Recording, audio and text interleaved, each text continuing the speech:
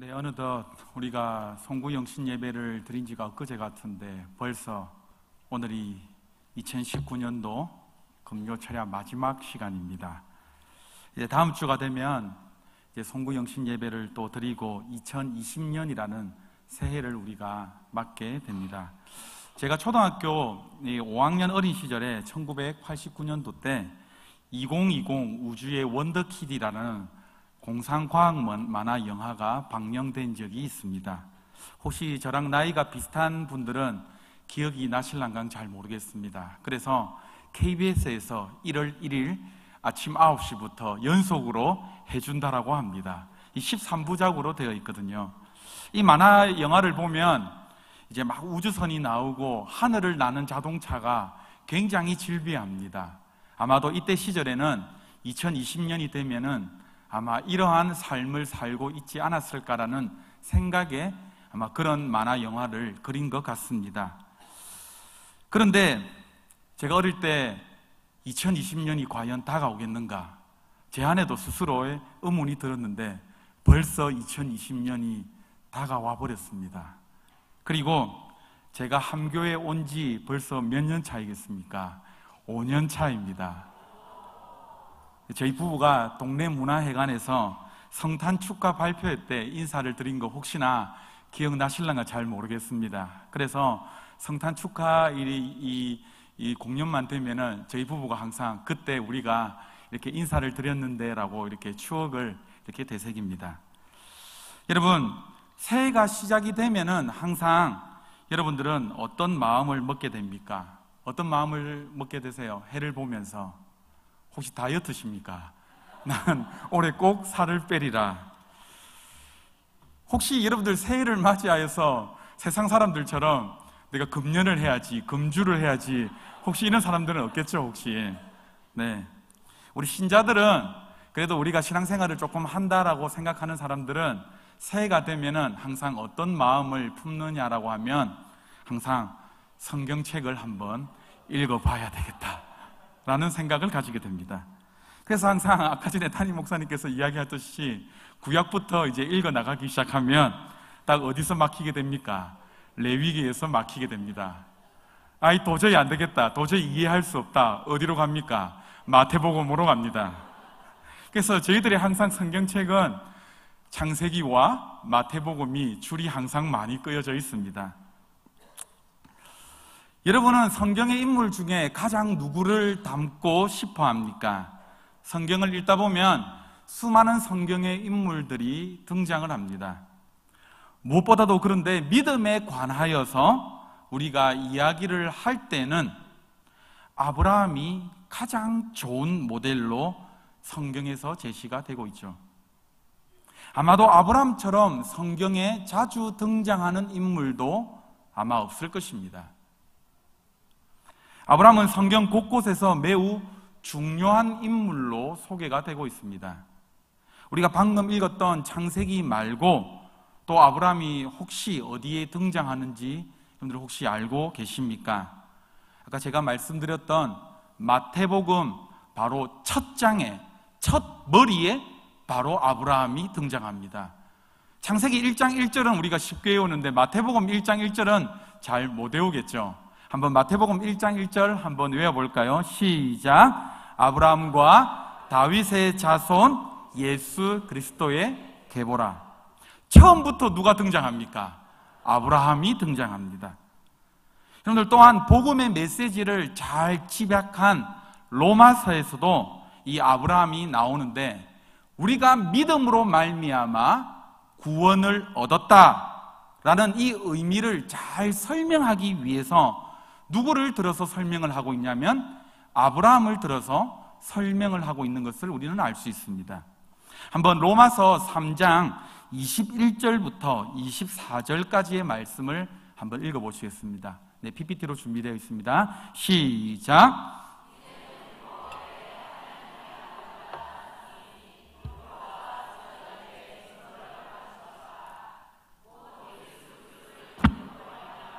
모든 믿는 자에게 미치는 하나님의 은이 차별이 없느니라. 모든 사람이 죄를 범하였음에 하나님의 영광에 이르지 못하더니 그리스도 예수 안에 있는 속량으로 말미암아 하나님의 은혜로 값없이 의롭다 하심을 얻은 자 되었느니라. 자, 이렇게 믿음으로 말미암아 구원을 얻었다라고 말씀을 하고 4장 1절부터 3절까지의 말씀을 보면은 아브라함이 등장하게 됩니다. 한번 읽어보시겠습니다. 시작. 아브라함이 무엇을 얻었다 하리요? 만일 아브라함이 행위로서 의롭다 하심을 받았으면 자랑할 것이 있으려니와 하나님 앞에서는 없느니라. 성경이 무엇을 말하느냐? 아브라함이 하나님을 믿음에 그것이 그에게 의로 여겨진 바 되었느니라. 아멘. 지금 로마서 3장에서 예수 그리스도를 믿음으로 말미암아 구원을 얻었다라고 선언을 하고 이 메시지를 오해하지 않게 하기 위해서 지금 4장에 이어서 뭐라고 말씀하고 있습니까? 아브라함의 믿음을 해석하여서 덧붙이고 있는 것이죠. 그러니까 지금 로마서에서 믿음이 구원을 얻기 위한 조건으로서 제시가 되는 것이 아니다. 이 사실을 뒷받침해주는 인물이 누구입니까? 바로 아브라함입니다. 여러분, 아브라함 하면은 여러분들 어떤 사건이, 어떤 내용들이 가장 먼저 떠오르십니까?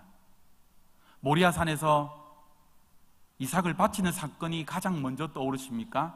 아니면 본토 친척 아비 집을 떠나 오늘 본문 말씀처럼 고향 땅을 다 버리고 가나안 땅으로 향하는 이 아브라함이 생각이 나십니까?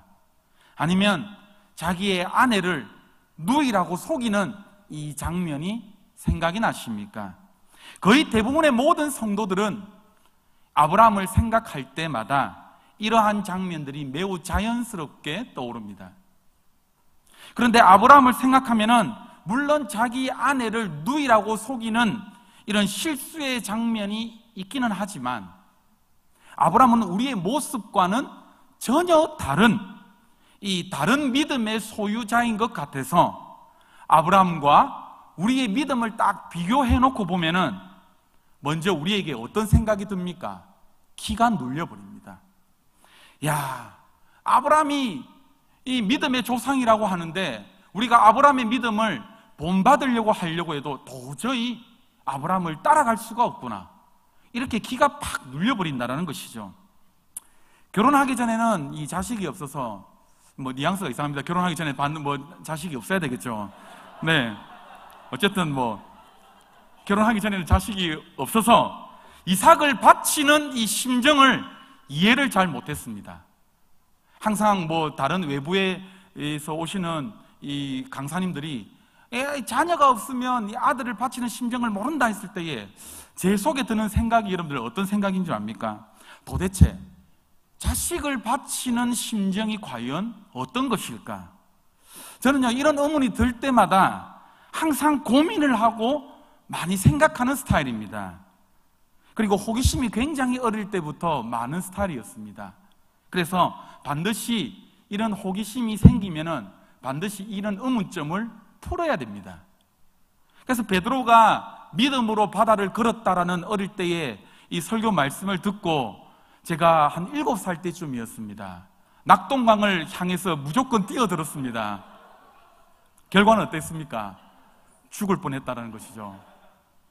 겨자씨 한 알만 하는 믿음이 있다면 이 산더러 명하여 옮기울 수 있다라고 했는데 정말 제가 믿고요. 어릴 때 저는 수없이 기도했습니다. 제가 어릴 때 명지에 살았는데 저 멀리 바라보는 저 녹산 저 산을 수없이 명지 앞바다로 마음속으로 던졌습니다. 그런데 돌아온 거는 여러분들 무엇일까요? 큰 상처뿐이었습니다. 진짜로 어릴 때. 성경은 과연 진실일까? 하나님은 과연 계시는 걸까? 내가 아무리 목사 아들이지만 이건 사입이다. 이건 도저히 믿을 수가 없는 거다. 도저히 겨자씨 한 알만한 믿음만 가지고 있다라고 하면은 이 산을 명하여 옮길 수 있다라고 했는데 왜 나는 믿음이 없을까? 어릴 때부터 제가 아마 학교 들어가기 전이니까는 제가 아마 지금 저희 큰 아기만한 때였을 것 같아요.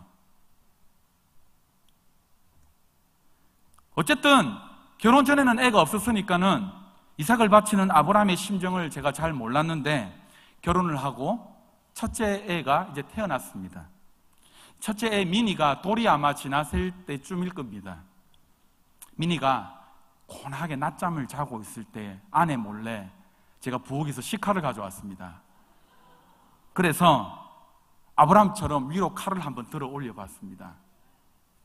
아브라함의 심정을 한번 이해를 한번 해보기 위해서요. 그런데 진짜 못할 짓이더라고요. 고나게 자고 있는 그 아이에게 내리치지를 못하겠더라고요. 당연하죠. 우리가 항상 이렇게 설교할 때마다 하나님께서 언제 아브라함아 불렀냐라고 하면은 들었을 때, 아니 분명히 우리가 뭐 내리칠 때라고 우리가 이해했지 않습니까? 수없이 들었다 내렸다 들었다 내렸다 해봤습니다. 그리고 제 안에 드는 생각이 뭐냐, 하나님 진짜 아브라함에게 너무하셨네요. 하나님도 너무하고 그 말씀에 순종하는 아브라함도 너무한 것이고. 여러분들, 우리의 이 좌절은요, 소위 믿음장이라고 불리는 히브리서 11장 말씀을 보면은, 여기에서 11장에서 만나는 아브라함을 만나면은 우리를 더욱더 움츠려들게 만듭니다. 믿음으로 아브라함은 부르심을 받았을 때에 갈 바를 알지를 못하고 떠났다라고 합니다. 그걸 히브리서에서는 믿음으로 나아갔다라고 말씀합니다. 그런데 여러분, 우리가 오늘 이 시간 좀 곰곰이 한번 생각을 해볼 문제가 무엇이냐라고 하면, 이런 아브라함을 정말로 우리가 닮고 싶은데, 이런 믿음을 정말로 우리가 소유하고 싶은데, 도대체 아브라함은 이 믿음이 언제부터 이 믿음이 생겨난 걸까요? 처음부터 태어날 때 아브라함이 이 믿음이 가지고 태어난 걸까요? 만약 그러하다면 저는 하나님께 따지고 싶습니다. 도대체 저는 왜 어릴 때부터 이런 아브라함의 믿음을 저에게는 주시지를 아니합니까? 따질 수밖에 없는 거죠. 안 그래요, 여러분들? 우리가 계속 쓰러지고 자빠지고 계속해서 믿음으로 살려고 하는데, 아브라함과 같은 자식까지 바칠 수 있는 이 믿음만 우리에게 주신다라고 한다면 우리가 좀 흔들리지 않고 신앙생활을 할 수 있을 텐데, 도대체 이 아브라함의 믿음은 언제부터 생겨난 걸까요? 여러분들은 이 부분에 대해서 심각하게 생각을 안 했을지는 모르겠지만, 전 매우 심각하게 고민하면서 살아왔습니다. 그런데 여러분들, 창세기를 읽고 묵상하고 원어 성경과 또 다른 성경을 대조하면서 아브라함의 생애를 쭉 살펴보니까, 아브라함이 고향 땅을 떠날 때에 정말 믿음의 사람이었는가? 라는 질문이 제 안에 들기 시작하는 겁니다. 갑자기 분위기가 지금 싸해집니다, 지금. 여러분들, 오늘 설교를 굉장히 잘 들으셔야 됩니다. 좀 여러분들 졸다가 들으시면은 저 이상한 말 한다라고 들을지도 모르겠습니다. 자, 여러분들, 아브라함이 처음부터 믿음의 사람이었다라고 그냥 성경을 간단히 읽고 넘어가 버리면은 여러분들, 오늘 설교 말씀에서 굉장히 당황해 하실 것입니다. 왜냐하면 우리는 수없이 아브라함은 어떻습니까? 우리와 비교할 수 없는 믿음의 소유자로 늘 인식되어 왔기 때문입니다. 자, 그러면 우리가 읽었던 오늘 본문 말씀 앞에 구절인 창세기 11장 말씀으로 한번 넘어가 보겠습니다. 창세기 11장 26절부터 32절까지 말씀입니다. 창세기 11장 26절부터 32절까지 함께 한 목소리로 읽겠습니다. 시작. 데라는 70세에 아브람과 나홀과 하란을 낳았더라. 데라의 족보는 이러하니라.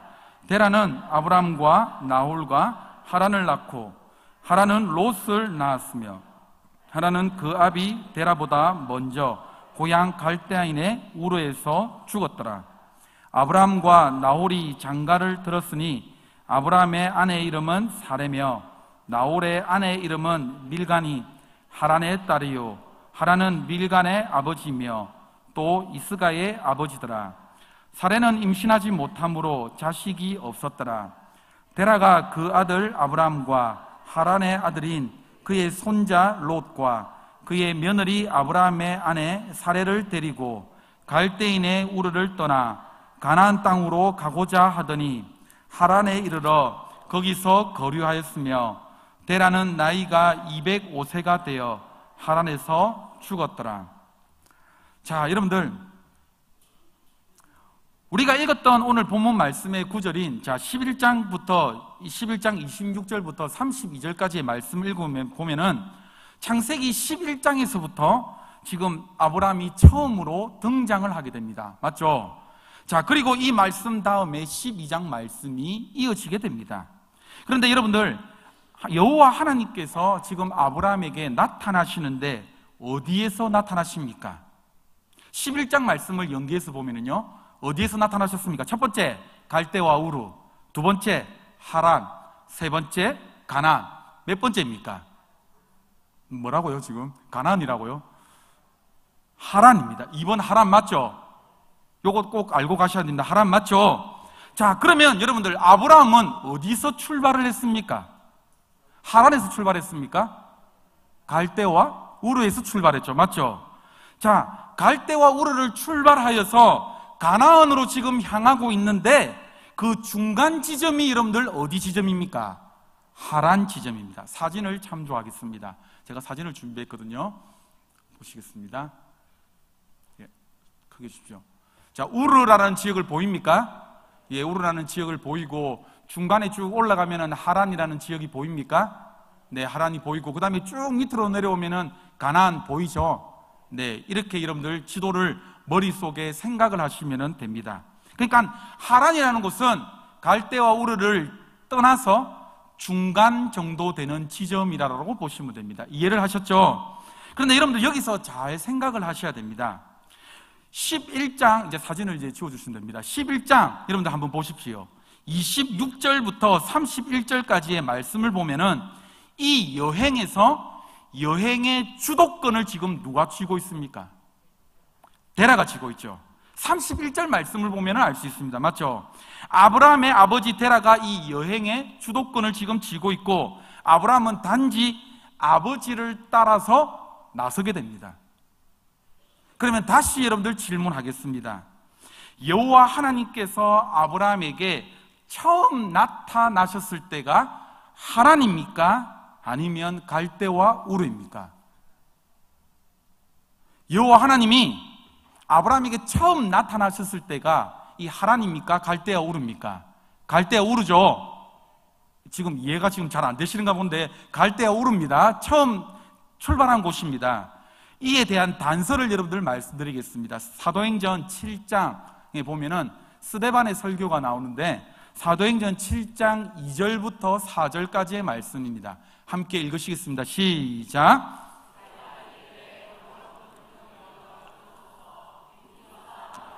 하란에 있기 전 메소포타미아에 있을 때에 영광의 하나님이 그에게 보여 이르시되 내 고향과 친척을 떠나 내가 내게 보일 땅으로 가라 하시니. 여기까지만 읽겠습니다. 지금 스데반의 설교에 따르니까는 하나님께서 메소포타미아 이 아브라함에게 나타나신 적이 있다라고 이야기합니다. 창세기에서는 하란에서 나타나신 것을 기록이 되어 있지만은 스데반의 설교에 따르니까는 아브라함의 가족이 하란에서부터 있기 전에 메소포타미아가 어디입니까? 갈대와 우르 지역입니다. 그러니까 갈대와 우르 지역에 있을 때에 이미 누구에게 나타나셨다라고요? 아브라함에게 나타나셨다라고요. 자, 이 사실을 꼭 염두에 두고 오늘 설교의 다른 구절을 좀 계속해서 찾아보겠습니다.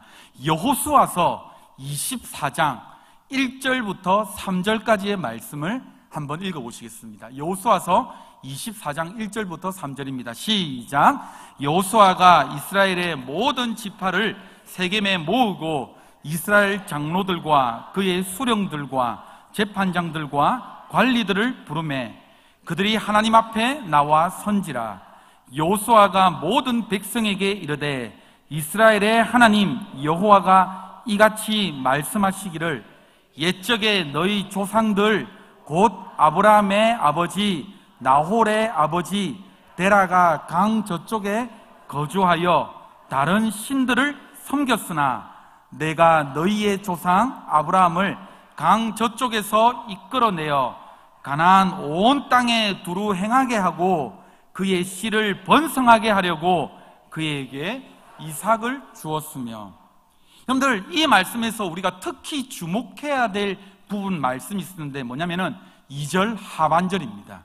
2절 하반절 한번 다시 한번 더 2절을 띄워주실래요?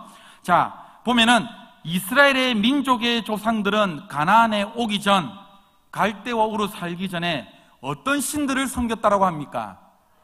다른 신들을 섬겼다라고 합니다. 아브라함의 아버지 데라도 역시 마찬가지였겠죠. 그러면 여기서 또한 질문을 하나 던져보겠습니다. 아브라함의 아버지 데라가 이방신을 섬겼을 때에 아브라함은 이방신을 섬겼을까요? 하나님을 섬겼을까요?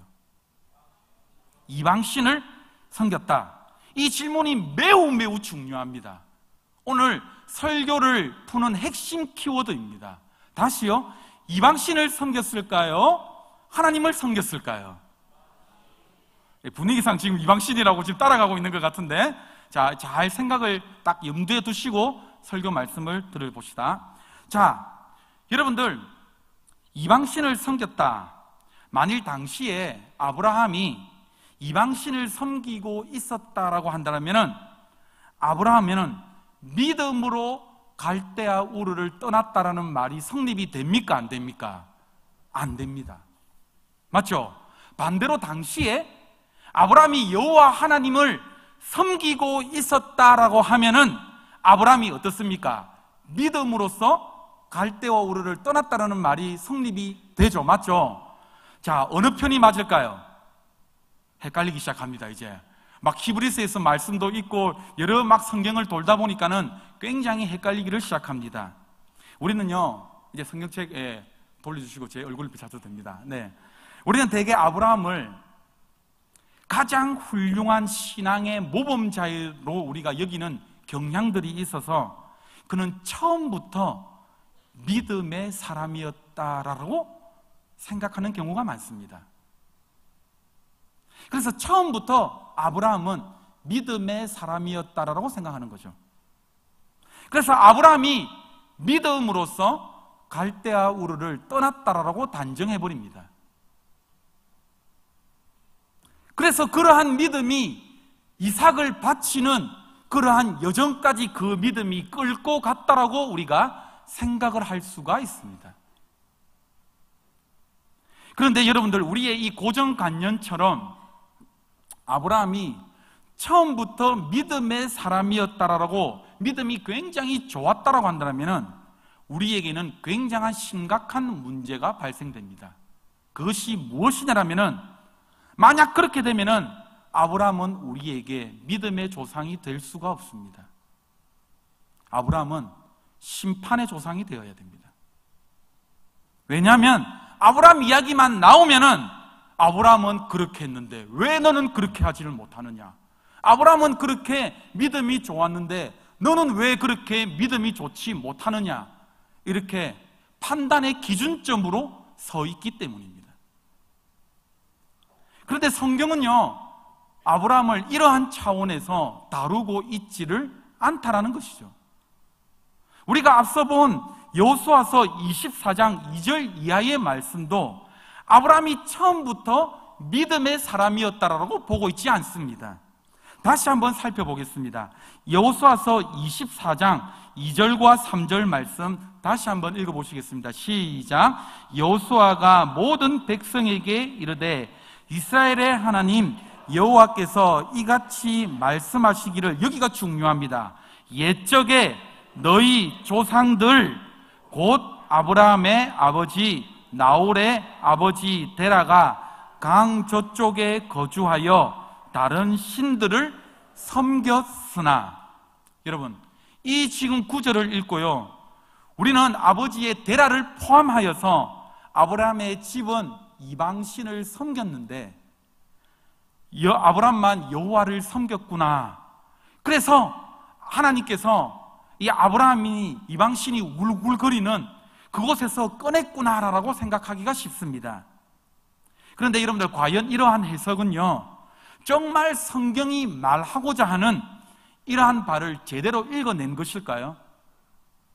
혹시 우리의 아브라함에 대한 고정관념 때문에 나온 해석이 아닐까요? 그러면 여러분들, 성경의 문맥에 따라서 한번 검토를 해봅시다. 성경을 해석하는 것은 첫째도 문맥이고 둘째도 문맥이고 셋째도 문맥입니다. 문맥에 따라서 이 구절들을 해석해 나가야 됩니다. 자, 여호수아서 24장 2절과 3절 말씀을 보면은 너희의 조상들이라고 나와 있습니다. 여러분들, 얼핏 보면은 마치 아브라함의 아버지 데라만 다른 신들을 섬긴 것처럼 읽힙니다. 하지만 데라만 이방신을 섬겼다라고 말했다라고 한다면 굳이 너희 조상들이라는 복수가 사용되지를 않았다라는 것이죠. 이해가 되십니까? 데라뿐만 아니라 너희의 이스라엘의 모든 조상들도 이방신을 섬기고 있었기 때문에 어떻게 표현하고 있습니까? 단수가 아니라 복수로 지금 이야기하고 있습니다. 너희 조상들. 그러면 여기서 이야기하는 이스라엘의 조상들이라는 이 조상들은 누구를 의미를 하는 걸까요? 누구를 이야기하는 거겠습니까? 바로 아브라함입니다. 아브라함은 이스라엘의 백성의 조상이라는 말을 들을 때에 가장 먼저 떠올리는 이름입니다. 따라서 이 구절은 아브라함을 포함한 이스라엘의 모든 조상들은 다른 신들을 섬겼으나라는 이런 해석이 가능하게 된 것이죠. 개역 성경에서는요, 개역 개정 성경에서는 너희 조상들 다음에 다시 한번 성경 말씀을 비춰줄까요? 바로 이어지는 곧이라는 이 단어 때문에 데라만 다른 신들을 섬기는 이런 착각을 불러일으키기가 쉽습니다. 그런데 다른 성경을 참조해 보면은 그 의미가 굉장히 분명해집니다. 우리 함교인이라면은 모두 다 가지고 있는 메시지 성경으로 한번 보겠습니다. 메시지 성경으로요, 시작. 먼 옛날에 너희 조상 데라와 그의 아들 아브라함과 나홀은 유프라테스 강 동쪽에 살면서 신들을 예배했다. 그러나 내가 너희 조상 아브라함을 강 건너편에서 이끌어내어 그를 가나안 땅 전역을 누비게 했고 그의 후손이 많아지게 했다. 내가 그에게 이삭을 주었고. 그런데 이해가 되십니까? 그리고 이러한 생각을 뒷받침해주는 또 하나의 근거가 있습니다. 여러분들, 여호수아서 개역 개정판에 여호수아서 24장 2절부터 3절까지의 말씀을 보면은 여러분들, 이거는 굉장히 중요한 말입니다. 섬겼으나라는 말입니다. 섬겼으나. 여러분들, 섬겼으나 뭐뭐뭐 했으나라는 이 표현은 여러분들 어떠한 표현입니까? 앞과 뒤의 내용이 어떨 때 사용하는 그 단어입니까? 서로 다를 때, 상반될 때에 사용되는 단어입니다.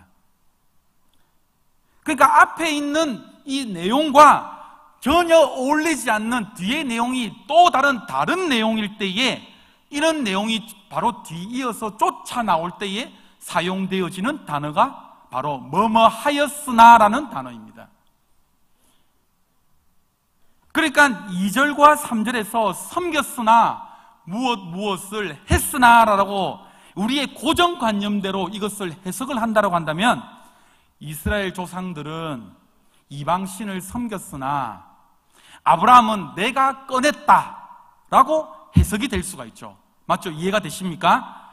자, 만약 이렇게 해석이 된다고 한다면 문맥의 흐름상 아브라함은 다른 신을 섬겼는데 하나님께서 그를 꺼내셨다라는 해석이 가능하게 됩니다. 그런데 여러분들, 만약 우리의 고정관념대로 데라와 그의 선조들은 이방인을 섬겼으나 아브라함은 나를 믿었기 때문에 나를 꺼냈다라가 이 고정관념대로가 아니라 다르게 읽히려고 하면은 여러분들 어떻게 해석이 되어야 됩니까? 어떻게 표현이 되어야 됩니까? 바로 이렇게 표현이 되어야 됩니다.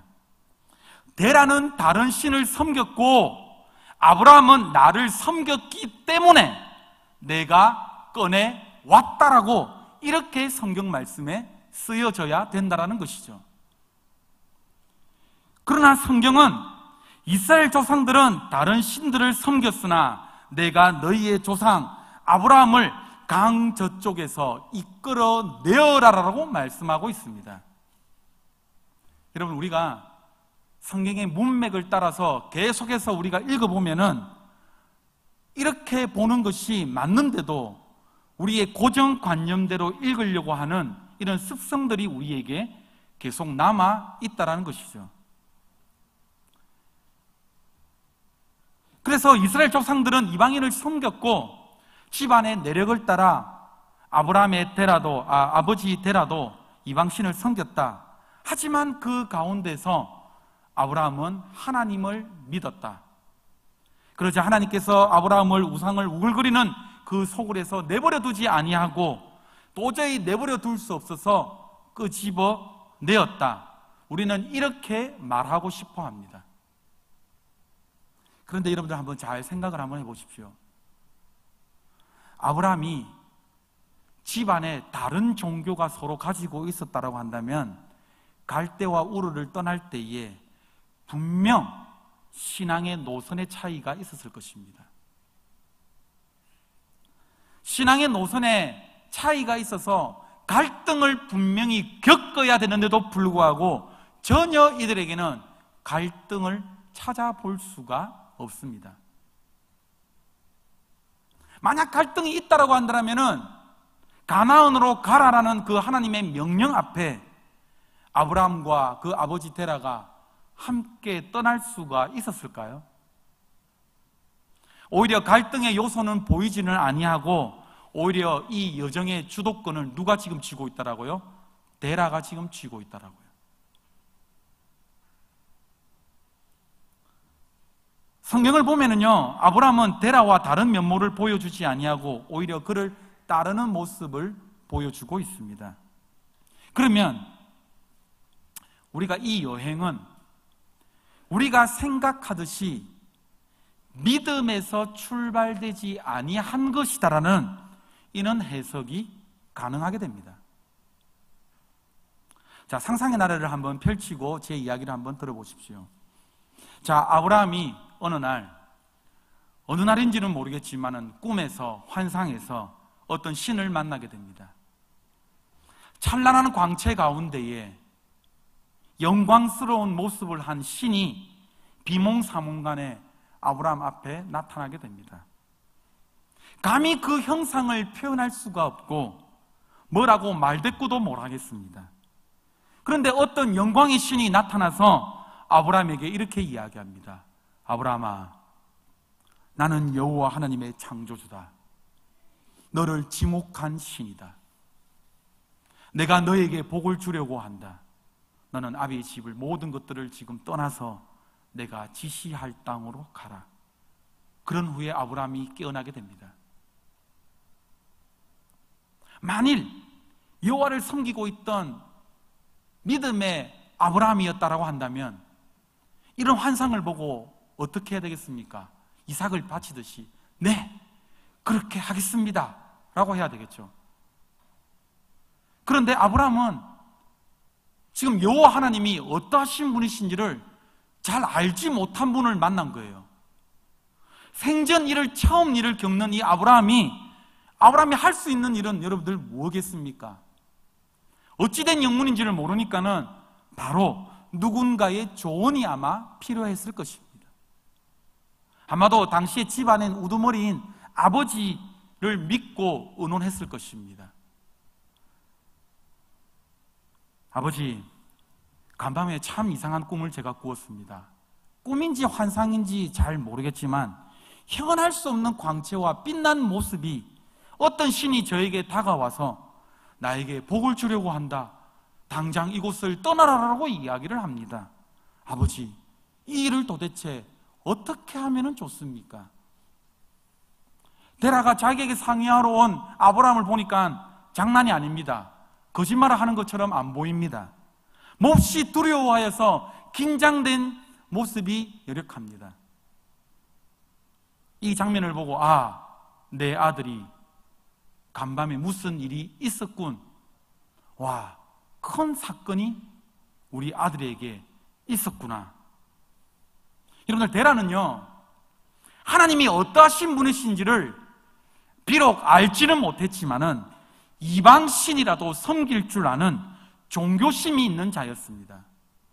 그래서 그렇게 인간에게 찾아온 신의 명령을 거부했다가는 어떤 일을 당하게 될는지를 모른다라는 이런 생각을 아마 가지게 된 것 같습니다. 그래서 아버지 데라는 일단 아브라함의 말대로 해야 되겠다라고 작정한 후 그가 지금 주동자가 되어서 자신의 명령권이 미치는 모든 지금 가족들을 데리고 지금 가나안 땅으로 향해서 출발하고 있는 것이죠.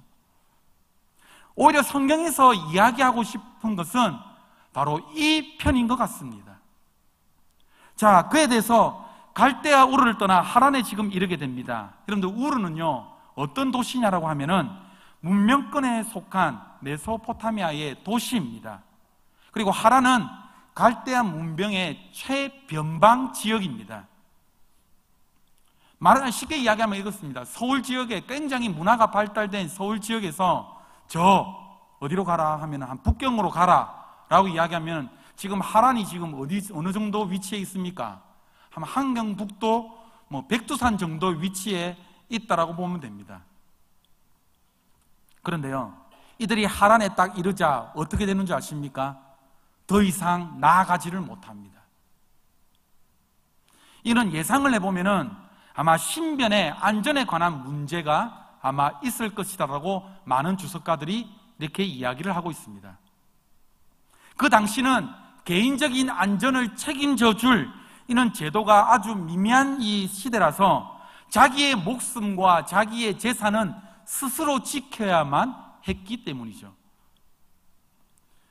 이러한 정황에서도 데라는 지금 종교심 때문에 아브라함과 사라와 롯과 기타의 모든 가족들을 이끌고 긴 여행을 시작을 했는데 막상 그들이 하란에 도착을 해보니까는 더 이상 나아갈 자신이 없었던 것이죠. 데라와 지금 아브라함의 일행은 아브라함이 본 환상 하나만 가지고는 자기의 익숙한 문명에서 벗어나 재산이 어떻게 될는지, 자기의 미래가 어떻게 될는지, 심지어는 이 목숨이 어떻게 될는지를 장담할 수가 없어서 발을 착 내디딜 수가 지금 없는 상황에 지금 머물렀던 것입니다. 그래서 이들에게는 아직 신앙이라는 단계를 붙일 단계가 아니었다라는 것입니다. 그냥 떠밀려서 하란까지 오게 되었다라는 것이죠. 여러분, 아브라함이 하란에 머무르는 바람에 이 여정이 지체가 굉장히 많이 됩니다. 성경이 이런 단서로 지금 이렇게 암시해 주는데, 여러분들, 아브라함의 일행들을 이끄는 자가 여러분들 누구라고 이야기했습니까? 아버지 데라이죠. 여러분들, 데라의 뜻이 여러분들 어떤 뜻인 줄 압니까? 이 이름의 뜻이 지연시키다, 연기하다라는 뜻을 가지고 있습니다. 지금 이 상황에 매우 걸맞는, 매우 의미심장한 이름을 가지고 있는 것이죠. 그래서 그 이름이 암시하듯이 지금 아브라함은 가나안 땅에 들어가는 일에 데라의 도움을 받기보다는 오히려 방해를 받고 있습니다. 데라가 죽은 후에야 아브라함이 하란을 떠나서 가나안으로 떠나가는, 다시 그 여행을 시작하는 그 사실을 통해서 우리는 짐작해 볼 수가 있는 것입니다. 우리가 여기서 명심할 부분이 여러분들 무엇인 줄 압니까? 그런데 아브라함과 데라가 수준이 어떻다라는 것입니까? 똑같다라는 것이죠. 여기에서는. 그런데 데라가 하란에서 죽자 하나님께서 아브라함에게 다시 나타나기 시작합니다. 그것이 바로 오늘 저와 여러분들이 함께 읽은 창세기 12장 1절부터 5절까지의 말씀입니다. 5절만 다시 한번 읽어봅시다. 5절 말씀입니다. 12장 5절 말씀입니다. 시작. 아브라함이 그의 아내 사레와 조카 롯과 하란에서 모든 소유와 얻은 사람들을 이끌고 가나안 땅으로 가려고 떠나서 마침내 가나안 땅에 들어갔더라. 마침내, 여러분들 동그라미 한번 치우십시오. 마침내. 드디어 아브라함이 가나안 땅에 들어가게 됩니다. 그동안 우리가 아브라함에 대해서 가졌던 고정관념에 이 성경 말씀을 비추어서 한번 생각을 해보면요, 우리가 어떤 사람이 복을 받거나 좋은 결과를 얻으면은 그 사람이 무언가 남달랐다, 그 사람이 뭔가 특별한 것이 있을 것이야 라고 생각합니다. 그래서 아브라함이 믿음의 조상이 된 원인도 하나님께서 일하심보다는 아브라함에게서 무엇인가를 찾으려고 합니다. 이러한 생각 때문에 신앙생활을 하면서 우리에게 우리 스스로 얼마나 수많은 갈등을 우리에게 주는 줄 모릅니다. 내 신앙이 겨우 이것밖에 되지를 아니했나? 이렇게 내가 신앙생활을 하지를 못해서 감히 내가 하나님을 믿는다라고 내가 이야기하겠는가? 내가 이 꼴이니 하나님께서 나의 이 꼴 모양에 내한테 복을 주시겠는가? 내가 이 모양으로 살고 있으면서 내가 예수를 믿는다라고 과연 이야기를 할 수 있겠는가? 그런데 사실 여러분들, 이런 생각에는요, 무엇이 자리 잡고 있는 줄 압니까? 불신앙이 자리 잡고 있습니다. 왜냐? 복은 받을 만한 사람이 받는 법이다. 모든 일의 결과는 합당한 원인이 있어야 된다는 법이다. 인과율에 근거한 인간적인 사고방식이 우리도 모르게 어떻습니까? 깔려있기 때문입니다. 그런데 여러분들, 믿음에 대해서도 우리가 이렇게 생각한다고 한다면 이거야말로 불신앙입니다. 여러분들, 구원의 원인을 우리에게서 찾으려고 한다면 일단 그 구원 자체가 성립이 될 수가 없다라는 것이죠. 여러분, 구원 얻을 만한 자격이 우리에게 있다라고 생각하십니까? 아니요, 그렇지가 않죠.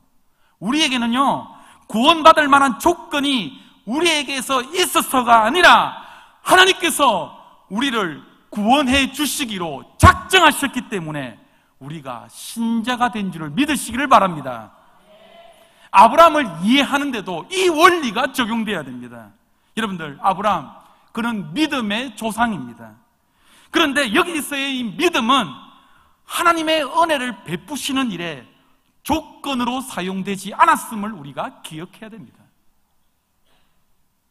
그래도 우리는 자꾸 우리 생각에 그래도 아브라함이 뭔가 착한 일을 했겠지, 뭔가 복을 받을 만한 일을 했겠지라는 이 자꾸 쓸데없는 믿음이 우리를 자꾸 짓누른다니까요. 우리가 자꾸 우리의 구원의 이 조건을 우리 인간에게서, 우리의 모습에서 자꾸 찾으려고 하는 이 노력이야말로 우리를 얼마나 좌절하게 만드는지 모릅니다. 구원의 원인을 우리의 자신에게서 찾을 수 없다라는 이 사실을 알았으면 우리는 어떻게 해야 될까요? 우리는 빨리 하나님께 항복을 해야죠. 왜? 우리는 좌절할 수 없는 인생이니까요. 왜입니까? 좌절하지 않는 인생으로 우리는 허락받았기 때문입니다. 그래서 마침내라는 이 단어는 하나님께서 아브라함을 구원하시기 위한 그 구원의 여정 가운데에 하나님께서 마침내 이 아브라함을 이끌고 오셨다라는 그 마침표가 적용이 되는 것입니다. 이해가 되셨습니까? 그렇기 때문에 우리는 어떠한 자세를 가져야 되느냐, 예수를 믿을 때에 어떠한 마음으로 신앙생활을 해야 된다면 신앙의 태도는요, 절대로 좌절할 수가 없다라는 것입니다. 우리 한번 따라해 볼까요? 나는 절대로 좌절할 수 없다. 너무나 중요한 문제입니다. 나는 절대로 좌절할 수 없다. 여러분들, 좌절할 빼야 차라리 뻔뻔해지십시오. 뻔뻔해지는 것이 차라리 좌절하는 것보다 그나마 좀 나은 편입니다. 좌절하는 것, 신앙의 모습이 여러분들 아닌 것이죠. 절대로 여러분들 좌절과 겸손을 혼돈하지 마십시오. 우리 믿음에는 결코 여러분들 절망이 있을 수가 없습니다. 왜 그렇습니까?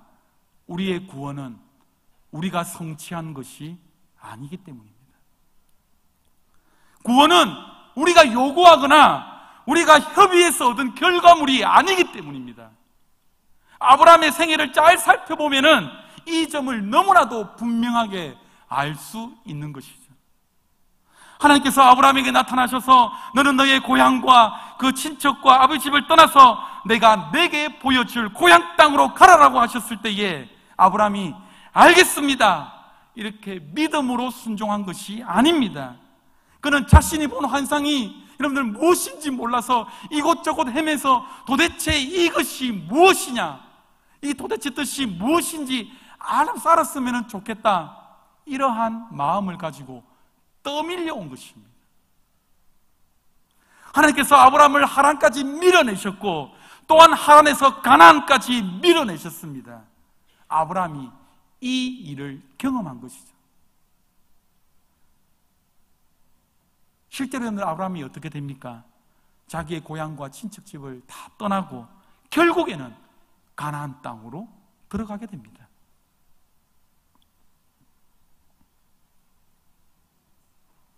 여러분, 아브라함을 믿음의 근거로 그를 가나안 땅으로 들여보내신 것이 아니라라고 이야기했는데, 아브라함과 그의 집안은요 유프라테스 강 저편에 거할 때에 이방신을 섬기고 있었죠. 그때에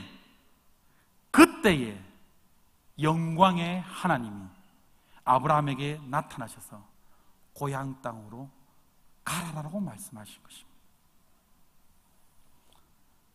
여러분들 창세기 12장 5절 다시 한번 여러분들 읽어봅시다. 창세기 12장 5절 말씀요. 창세기 12장 5절 말씀 시작.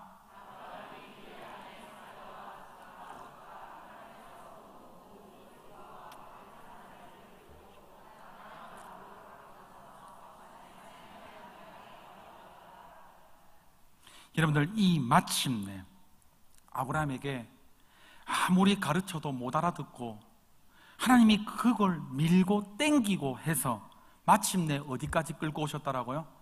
가나안 땅으로 끌고 오셨다라고요. 이 마침내가 하나님 편에서 본 이 마침내, 이 주장을 뒷받침해 주는 근거가 바로 사도행전 7장 2절 말씀입니다. 사도행전 7장 2절 말씀을 한번 읽어봅시다. 시작.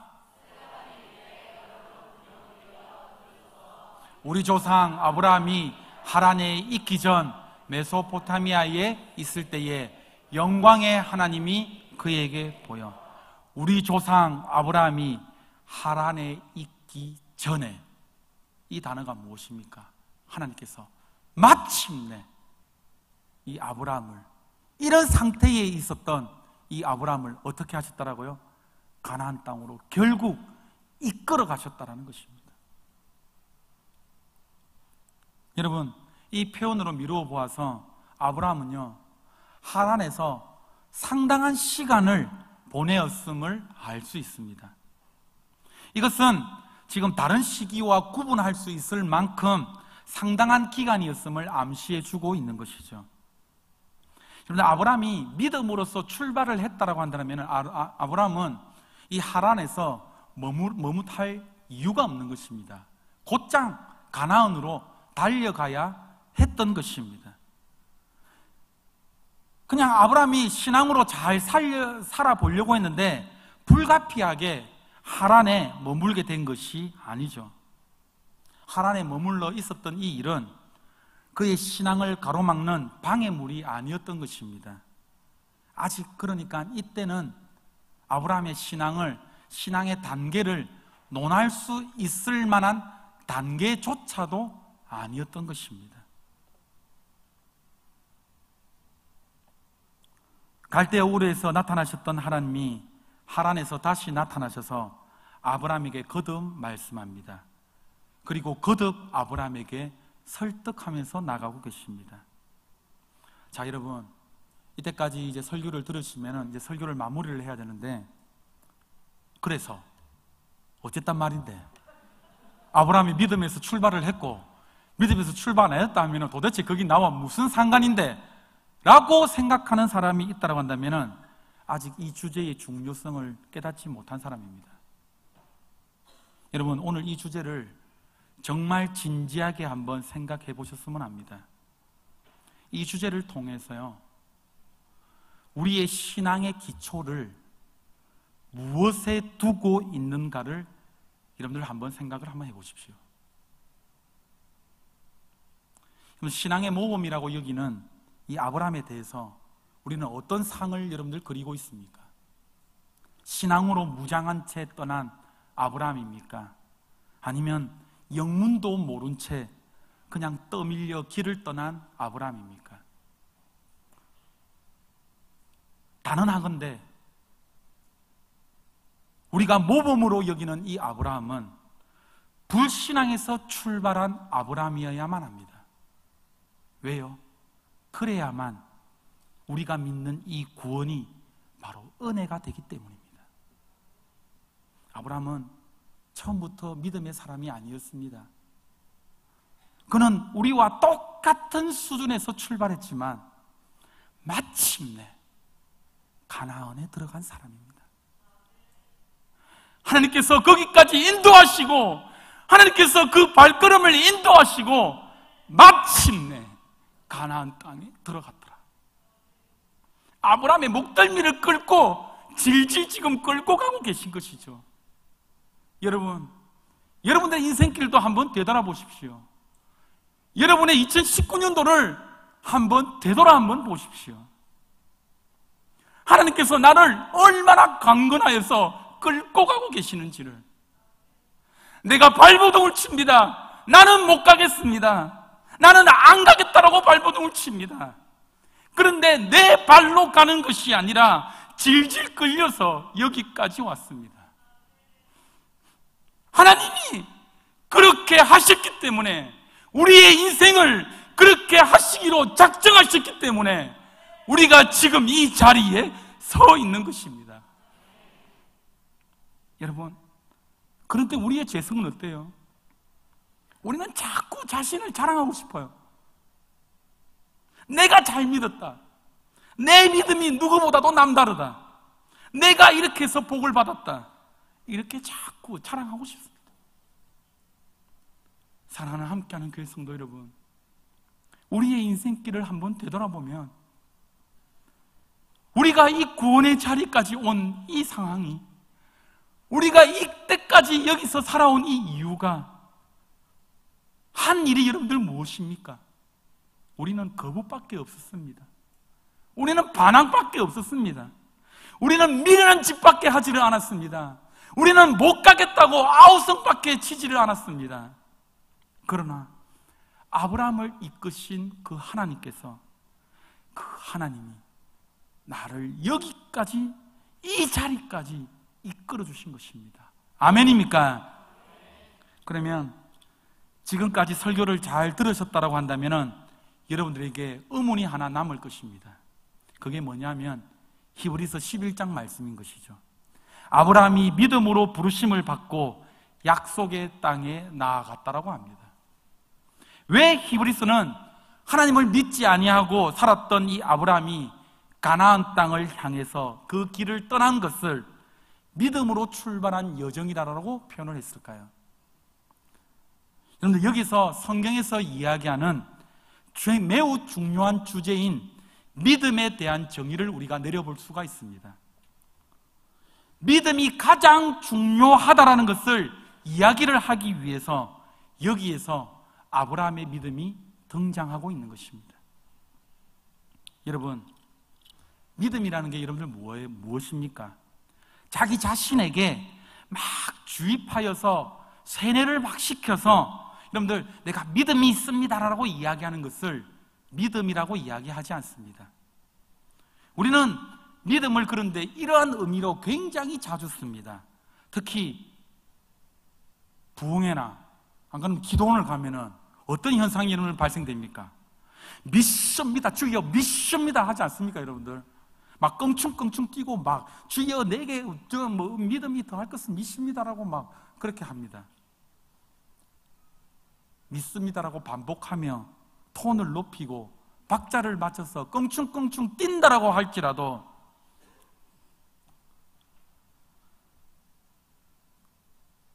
이렇게 여러분들 하면은 믿음이 생긴다라고 여러분 생각됩니까? 아니요. 오히려 자기의 반복되는 말을 계속해서 하면은 몽롱한 상태가 되어버리죠. 이거는 믿음이 아니라 자기 체면입니다, 여러분들. 또한 여러분들 믿음이라는 것은 하나님께 억지 부리는 것을 믿음이라고 절대로 하지를 않습니다. 특히 우리가 기도할 때에 하나님 다 이루어질 줄 믿습니다. 기도하는 혼자 결제 도장 다 찍어버립니다.